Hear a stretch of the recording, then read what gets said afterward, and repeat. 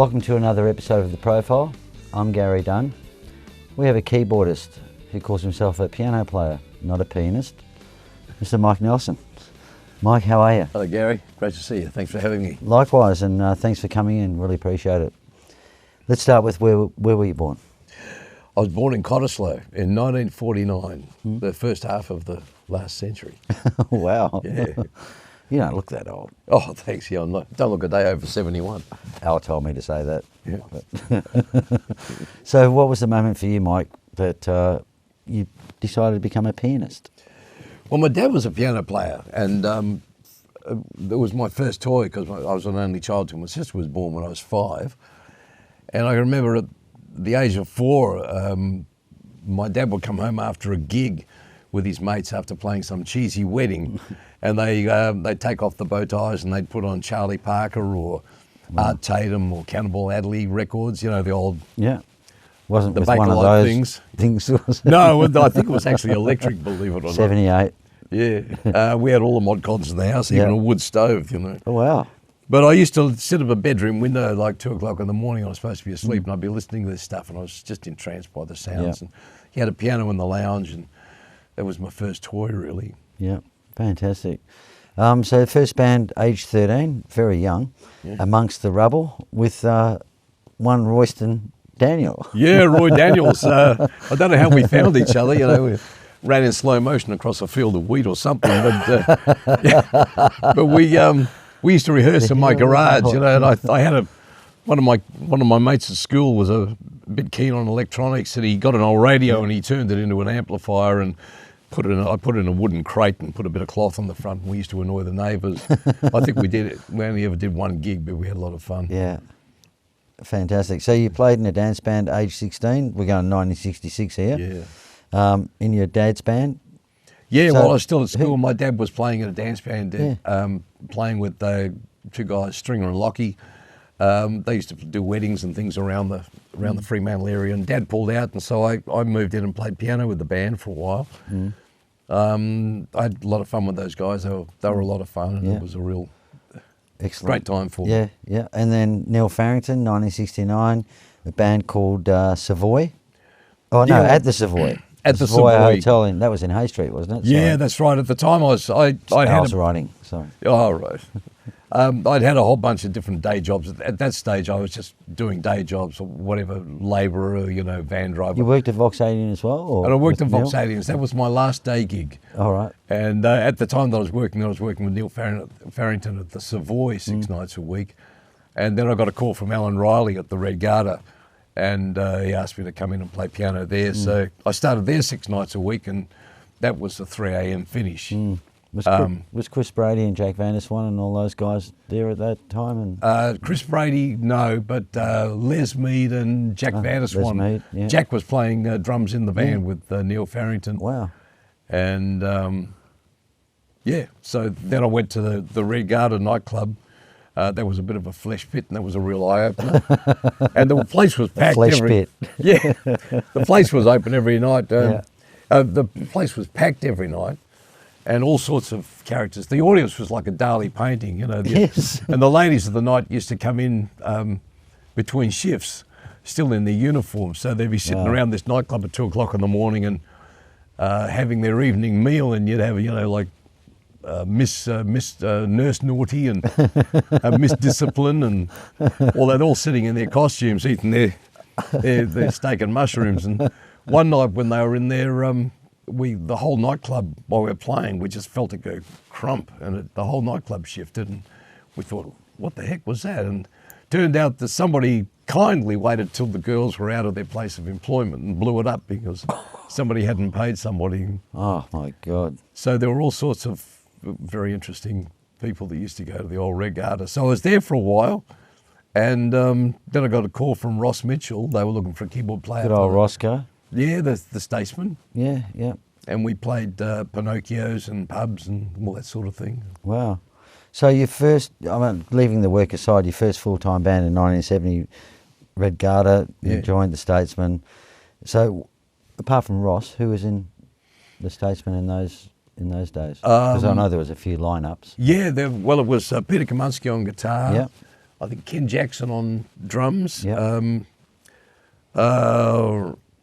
I forget the name of the bass player. He went to Bunbury, but Towner. Yeah, he's been mentioned on the show before. Actually. Okay, I knew his name up until tonight. Yep. It's just gone. You know, That's okay. Okay. You can't remember everything. They'll tell me back at the nursing home. I'm due there in a couple of hours. And they've got all my records, you know.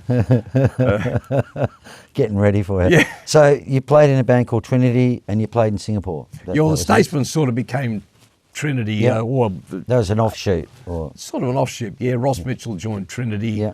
And then we had a couple of other people. Ian Ironside was on drums. We went up to Singapore for 6 months and worked 13 nights out of 14 for 6 months. And then we came back to Perth, and I was out of work for about 3 months. Couldn't even get a job as a grave digger. And I remember turning up from that and seeing a line of guys and I'm in my flared trousers and my moon tan and my long hair, and there's a line of guys a mile long, all with their own shovels and their shorts, their work boots. And I thought, I haven't got a snowflake's chance in hell of getting this job, so I just walked away from it. And not long after that, I got through John Thornton at the old BBC. Right, yep. He rang me up and offered me a job up at Gove in the Northern Territory, which was a bauxite mining town. Wow. And they had one pub there. I think they had 250 women and 2,500 men living under canvas at that time. Wow. So it was a rough and tumble old town. So I took a band up there for 3 months and we did that. Then we came back to Perth. Then what happened after that? Oh, yeah. Oh, that's right. I did a few other things then. Rick Kent rang me up. We're talking about Kick Rent. Rick Kent. So that was in a band called Trio, Life Trio, was it? Life Trio, yeah. Rick rang me up and said, let's put a trio together. Because you love jazz. Yeah, we all... most of the guys then loved jazz. Yeah. You just you didn't play jazz to make money. You did it once in a while for nothing. You don't play any music to make money, do you? Well, in those days you did. You made a great living. Yeah. Which is why we all went into it. You couldn't keep up with the work in those days. Yeah. Anyway, Rick put this trio together with Philip Rigg, whose brother was Jamie Rigg. I think he was MD for one of the TV channels and he's teaching in the East at the moment. And Philip and Rick and I did a lot of gigs around town, backing acts, and we did a lot of work up at the Latin Quarter. Lindy's nightclub, worked there. We had a lot of fun with that. So what is the Rick Kent connection to this show? Can you tell us about that? Well, that's interesting because just at the time that I was rehearsing with Rick out at his systematic School of Music out in Bentley, at the same time, the producer of this show, a young Alan Simpson.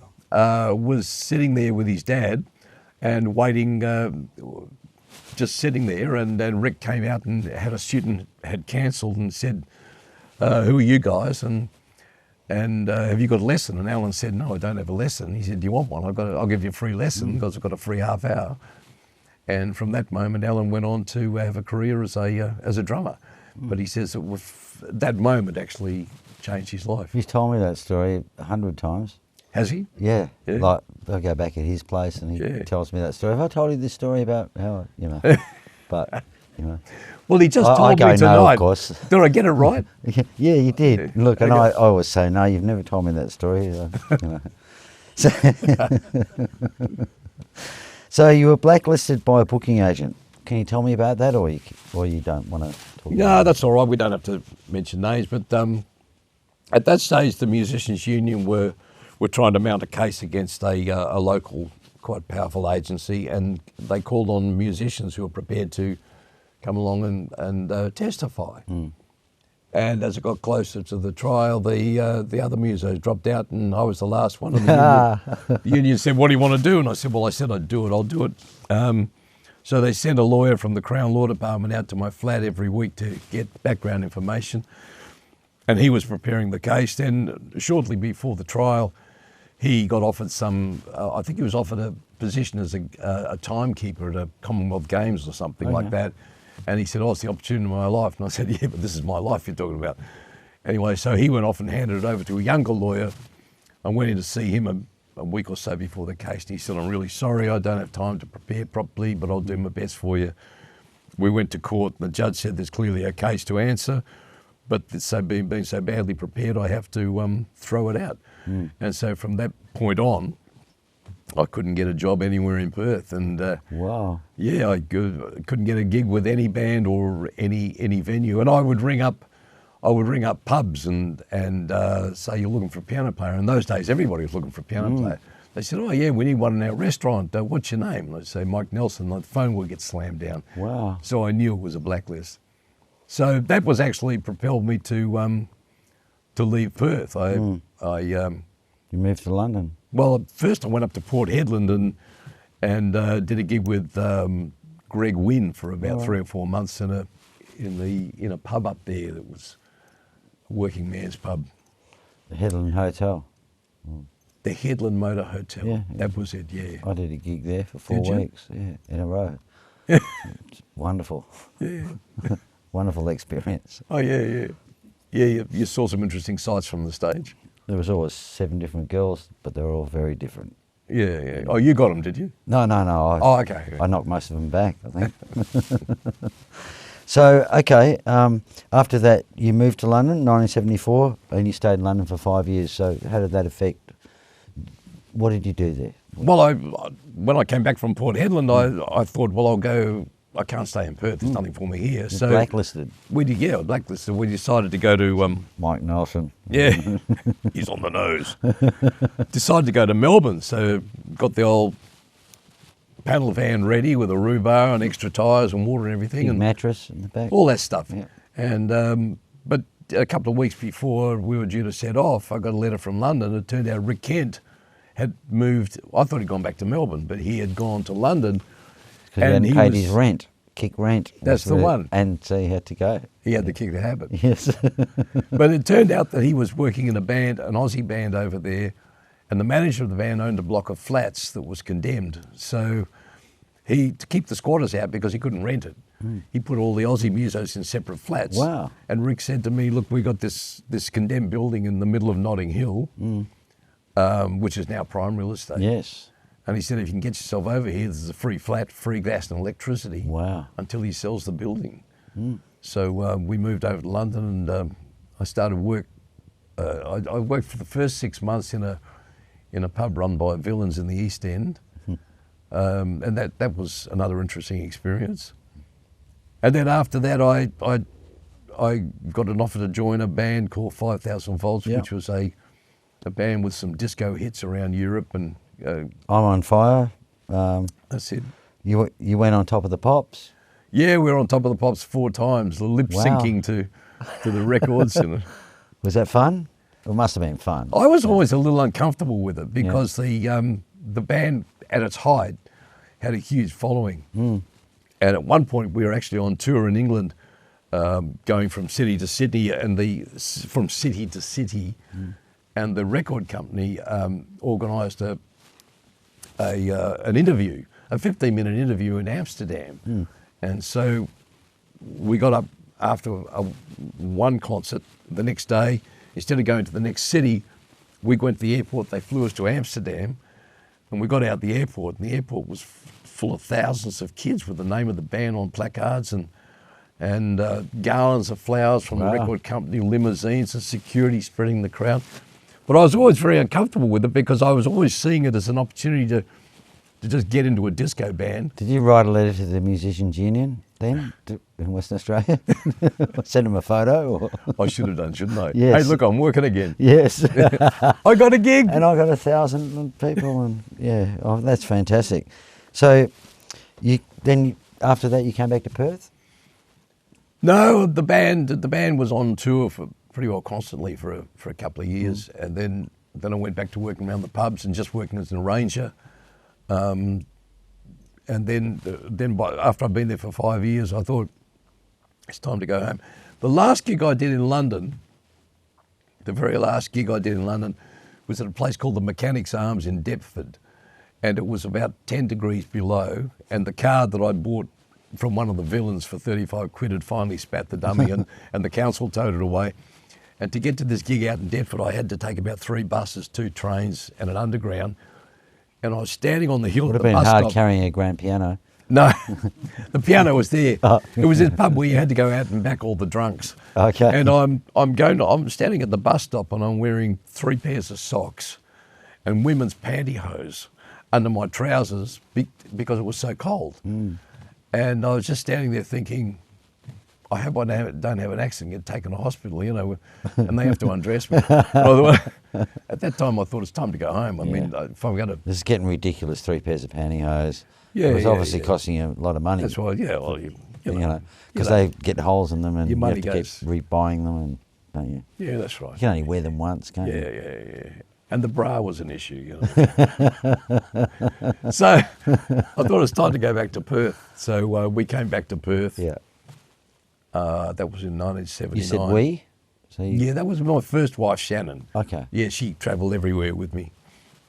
Oh, during the time I was in England, we also toured South Africa, and we went out there for 3 months. It was supposed to just be a short promotional tour for the band, but we ended up doing a 3-month tour of South Africa. That was in 1977, and during that time they actually extended the tour up into Rhodesia. That was 3 months before the handover.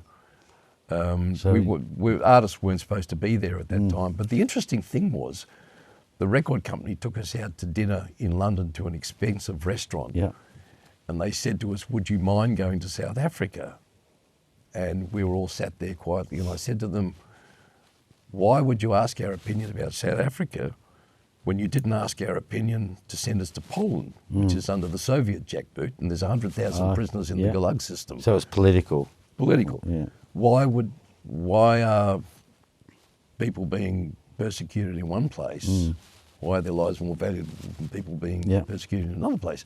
Why would you send us into East Germany when the war was still up, and not ask our permission, but ask our permission to go to South Africa? And I said to them, the only question I have, they didn't have an answer for that. The only question I had for them was, will we be playing to segregated audiences or non-segregated audiences? And they said, well, all your record sales are in the Black and Asian communities. If we can't organise non-segregated audiences, you won't be going. Yeah. And so we went out and played to mostly Black and beautiful. And Asian audiences. And also the bonus would have been you wouldn't have had to wear your pantyhose there. Well, no, that would have been dangerous in South Africa in 1977, so I left all the transvestite gear at home. Oh, look. So you eventually came back to Perth? Eventually came back to Perth in 1979. Yeah. And I started working in piano bars, and then they asked me to come and help start jazz studies at the Conservatorium. Yeah. That was in 1984. Myself and Pat Crichton was Pat the head of Crichton the was it? department. Yeah. And he asked me to come in and help him get things started. And then fairly quickly, we had a fairly good-sized stable of part-time teachers. Then a lot of them went full-time, so it sort of grew from there. And that's turned into a massive thing with WAAPA and, Yeah. you know, what's going on now for young kids and stuff. Yeah, So, yeah. So during that time you played at the Hyatt and the Hilton. And, Yeah, well, I was at the con for 6 years, and then I sort of got tired of university politics. It's not easy when you've been a lone wolf muso all your life. So I went back to being a musician, and then I was at the Hyatt for six months, and then I went to the Palma-Via Hilton for 7 years. I was there 6 nights a week. yeah. Is it true that you got sacked from there or you moved from there because of the pantyhose thing, or? You're going to keep bringing this pantyhose thing up, aren't you? No, sorry, that means No, that's all right. So after that, you moved to Canberra because you obviously got sick of the Thank politics. God I didn't tell him about the negligee. What about the negligee? Can you tell me? Damn, I've done it. So you moved to Canberra. Was that in a role as well as teaching and? Yeah, well, that was helping? specifically to take up a full-time position at the ANU in the jazz Yep. department. And I was there for 4 years, and I could see that it wasn't going to last because the stuff that was going on, the staff meetings we went to where we were told things by the Vice-Chancellor, I thought, this is going to fold, and I'd rather go back to Perth now on my terms than wait for it to fold. It actually ended up taking another 8 years for it to fold, but Wow. the people that I spoke to who were still there said it was awful after that. But it was a great 4 years while I was there, and we did some. My wife Jenny Wren, she did some concerts with me there at Llewellyn Hall, and That's your second wife after Shannon? second wife, Shannon and Jenny actually became very good friends, Wow. and Shannon was godmother to our kids, Wow. Timothy and Catherine, who are both musicians. Grandkids? No, thankfully none that we know of, but yeah. No, no grandkids. Okay. No, and look, you wrote a book, 50 Shades of a Piano. Yeah, that one does feature me in a negligee, actually. There's that one. So, See, I just happen to have it on me. what inspired you to write the book, and what is it about, really? Well, it is fiction, Yeah. but a lot of people read it and they recognise characters in it. But basically, I've just taken all the people that I've known and all the experiences and the things I've seen, Yeah. and I've woven it into a fictional story. Wow. And a couple of people have asked me, "Are you the main character?" And I clearly state at the beginning of the book, no. It's a crime thriller, and I am not the main character. But where they get a little bit confused is because I've basically written about what I know, the gigs that I've done, and the people I've worked with. So there's a little bit of similarity just from that. Yeah. It gives it the book a backbone of authenticity, but it is fiction, and it's romanticised shamelessly, and it's fictionalised to protect the guilty. Names are changed. Yeah. What goes on the road stays on the road, Yeah. sort of thing. So you've got a CD you brought with you as well, which really touched me when I saw Another that. promo moment. Well, yeah, it's with a booklet. First wife Shannon wrote all the lyrics. Yeah, my first wife Shannon wrote all the lyrics, Yeah. and a lot of them I found after she died, and I set about sort of putting them to music. And Jenny, my wife, sang a number of songs. Victoria Wow. Newton, she sang a couple of songs on it. There's so many great musicians on there There's as well. Yeah, did you want me to show it again? Well, yeah. Okay, another shameless moment. They're all the musicians. They're all the musicians. There's lots of them on there. Rick Eastman, Gary Howard, bless him, Alan Lyford. Yeah, Paul Pooley, Glenn Walsh. Freddie Gregson, great guitar player. Bruno Pizzato. Yeah, Bruno, great drummer. And that's just the musos. Yeah. There's all the singers. Yep. I even sing one song. Wow. I sing two songs on it, but that's when I had something that approximated a voice, which is fantastic. not the case these Fantastic. So these days, you are doing what? Well, these days at the moment I'm preparing some original pieces that are crossover classical jazz things. I've got 5 great Wasso string players.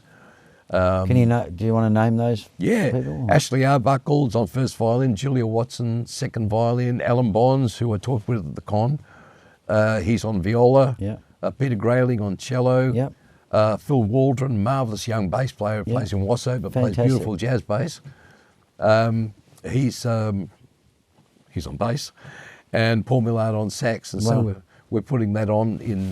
So you and Paul being the oldies, and sorry, you and Paul being the oldies, you know, like. Take it easy. Well, I speak for myself as well. Yeah, I don't know. I'm probably the oldest man in the room at the moment. Well, I don't know. You're probably there's a couple of older thinkers. Oh, you think so? Yeah. By 5 years. 5 months. Wow. Rod Christian sitting at the back there. No, I'm older than him. Yeah, I'm definitely older. He's pointing it out as well. Yeah. So, okay, so... Oh, and I'm also working with Brendan Fosdyke and... wonderful gentleman. Yeah, Dennis Bird and all the guys. Wow. Actually, we're about to start a Monday night, a regular Monday night gig. I'm not allowed to reveal the venue, but we're all very excited about that. Dennis has set that up, and we're... well, why Monday nights? Because we can't go. Of course you can't. No. Here we are on a Monday. It's all right. We'll film it for you. Will you? Okay. Yeah.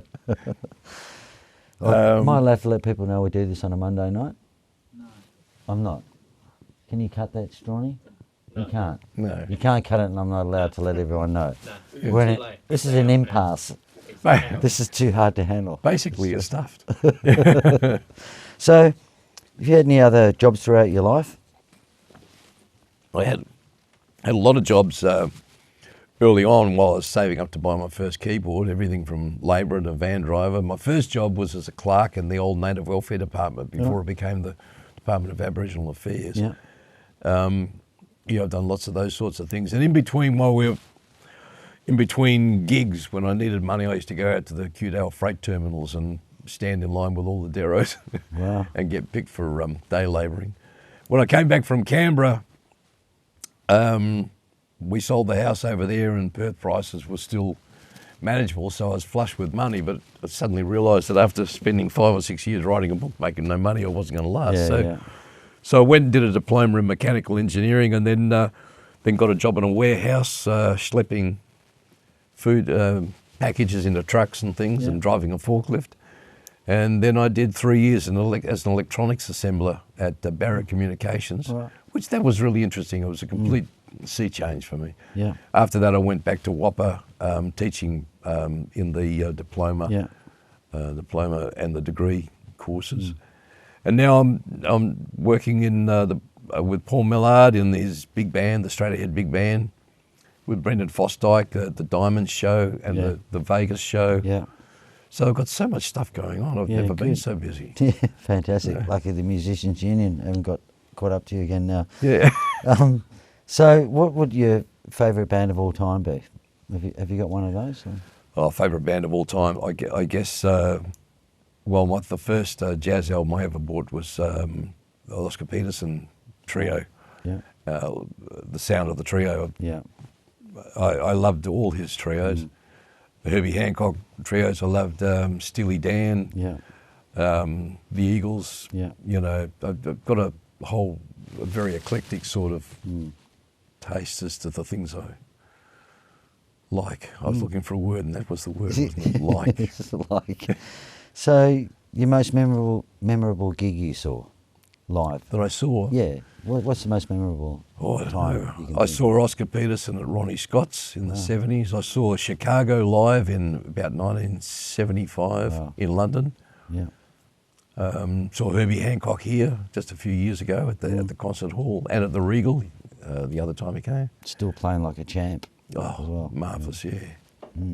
What was the first keyboard you bought when you worked all those years to buy your first keyboard? What was it? That was a Farfisa Fast 4 organ, and with a golden tone amplifier. Did you buy that from Vox Hadrian?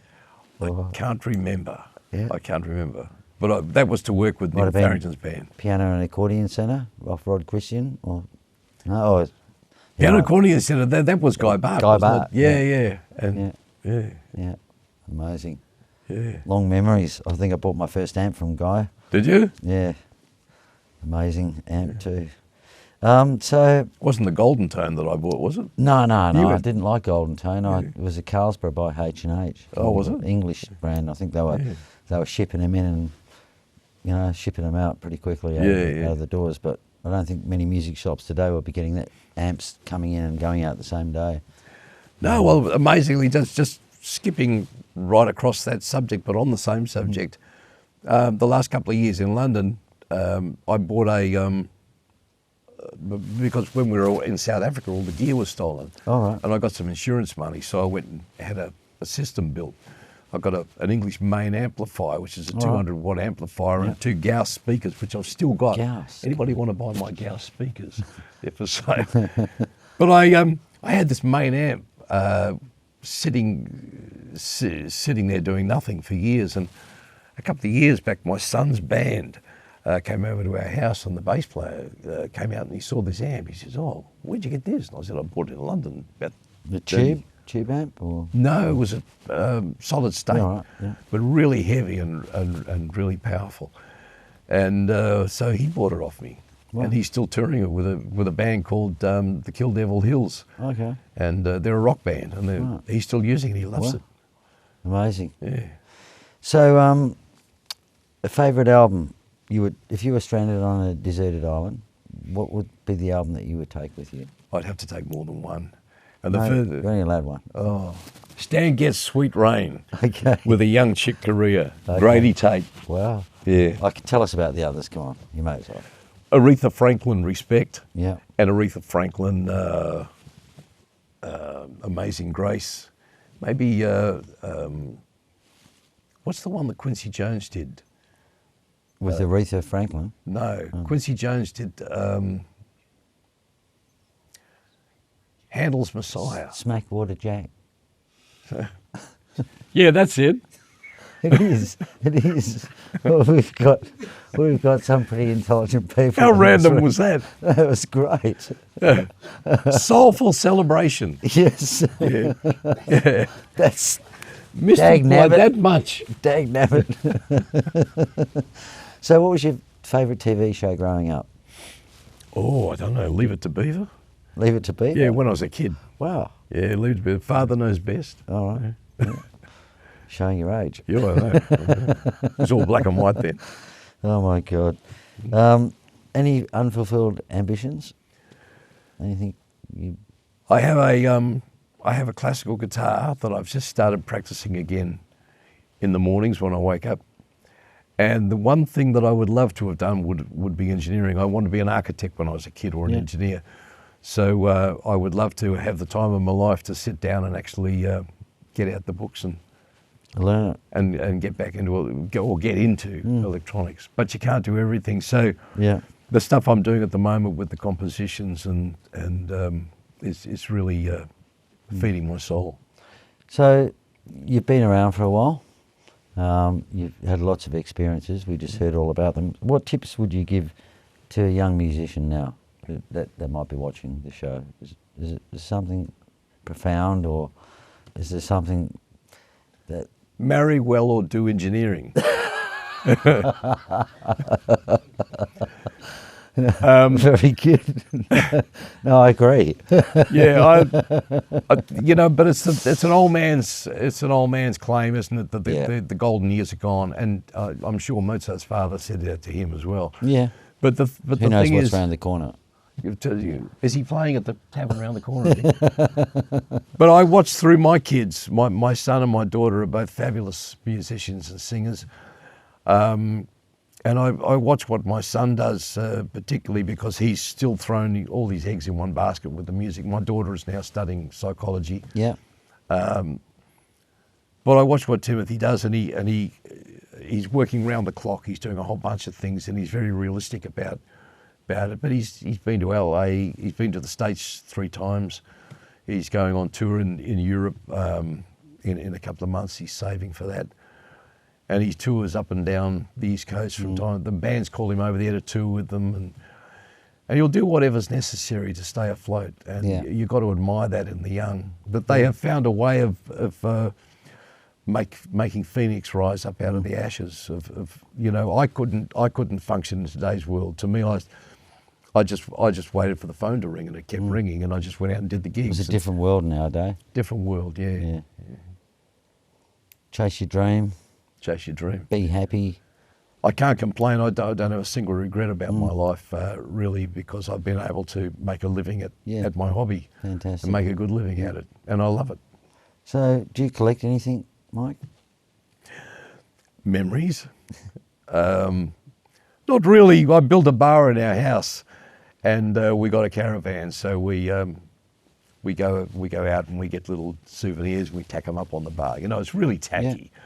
But although I stopped short out of making a hat out of crushed Foster's cans, I stopped short at that one. What sort of things you hanging up there? Like? Oh, little trinkets and bells and things, and so we just love to have friends over and we just sit around the bar. It's like my wife is English, so her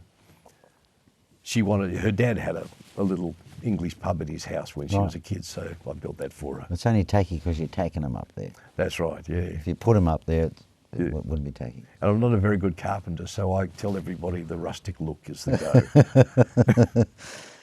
So what would you put in your gravestone, Mike? I know that's probably Well, if Mike Milligan hadn't used it, I'd put, now will you believe I'm sick? Yeah. But he's used that, so what I would put up there is you're not designed to last forever. Because every time somebody complains about a hip or a knee or or the eye's not working, so you're not designed to last forever. In fact, my family are getting quite sick of it. Yeah, yeah. I'm always complaining about back, hip. But you're not designed to last forever. No. There, I've done it again. Yes, perfect, Yeah. wonderful. Look, thanks so much. You brought a clip in for us to... I did. I know The only Strawny's clip I been could quite... find. Yeah, the only clip I could find is one with Gary Howard and Jenny, and Robbie Pisano. It's at the old Hyde Park. Okay. Jenny who? Jenny Wren. Oh, sorry, Jenny. My Wren. wife. Yeah. Mm. Fantastic, and we're going to see that soon. So Yeah. wonderful to talk to you and get an insight into your life and your stories, and I'm so happy that you've had a wonderful career and it made it work for yourself. Well, thanks so much for having me in, and thanks to all you guys for what you're doing. This is a great series. It's just, keeping things alive and on the map. It's great. Yeah, we'll give you a bank account number where you can probably deposit a few dollars for us. Yeah. I shouldn't have said what I said. We're running out of our own money. Hey, you're not doing that good a job. No, look, no, you're doing a fabulous thank job. you so much for coming in. Thanks for really having pleasure me. to talk to you. And All the best. folks, thank Mike Nelson, and we'll see you next week. Wonderful.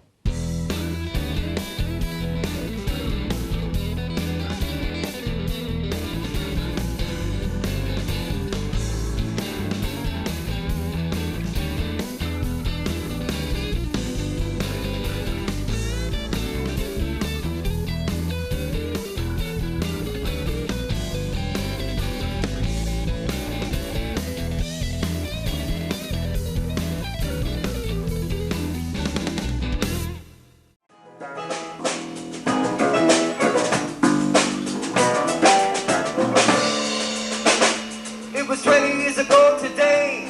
Sergeant Pepper taught the band to play. They've been going in and out of style, but they guaranteed to raise a smile. So may I introduce to you the band you've all known for years, Sergeant Pepper's Lonely Hearts Club Band.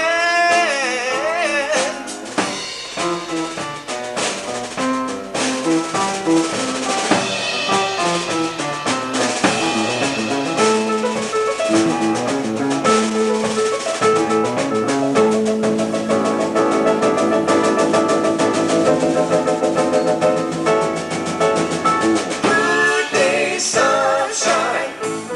Good day, sunshine. Good day, sunshine. I need to laugh, and when the sun is out, I've got something I can laugh about. I feel good in a special way. I'm in love on this sunny day. Good day, sunshine. Good day, sunshine. Good day, sunshine. Good day, sunshine. Good day, sunshine. Good day, sunshine. Good day, sunshine. Sunshine. Good day, sunshine. Sunshine. Good day, sunshine. Good day, sunshine.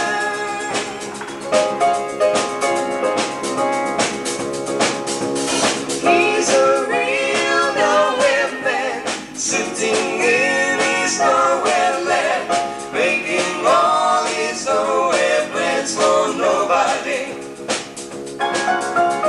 Doesn't have a point of view, knows not where he's going to. Isn't he a bit like you and me? Nowhere there, please listen. You don't know what you're missing. Nowhere there, the world is at your command. He's a real nowhere man, sitting in his nowhere land, making all his nowhere plans for nobody. Making all his nowhere plans for nobody. Making all his nowhere plans, a fool on the hill. Alone on the hill, remember the boys crying, sleeping, Blacklisted. But nobody wants to go here, thinking, see that he's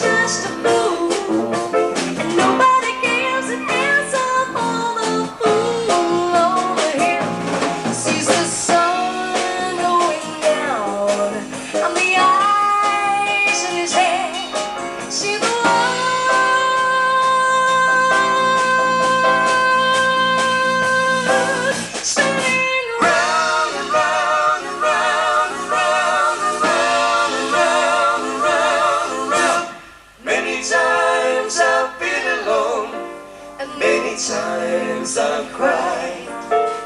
Anyway, you'll never know the many ways I've tried, but still they lead me back to yesterday. the day breaks, your mind aches, you find that all the words of kindness linger on when she no longer needs you.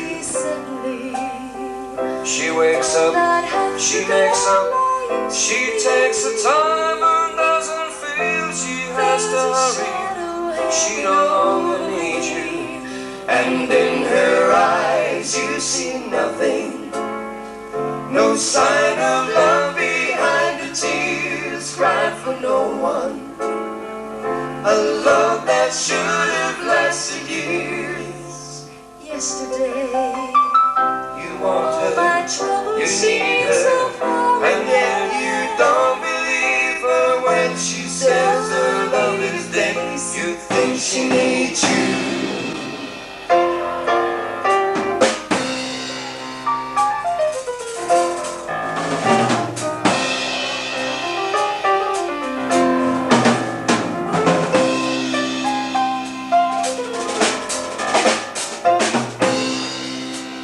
There are places I remember all my life, but some have changed, some forever, not for better.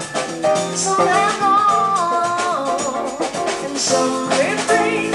All these places have their moments. Well, lovers and friends, I still can recall. Some are dating, some are living. In my life, I've loved them all. In my life, I've loved them all.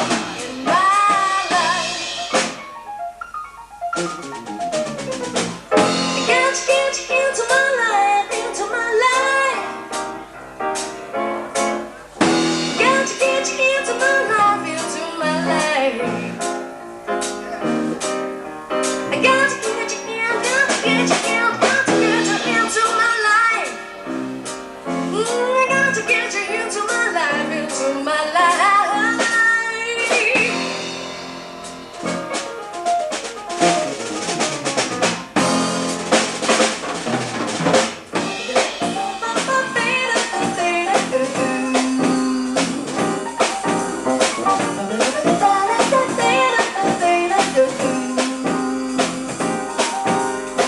I was alone, I took a ride.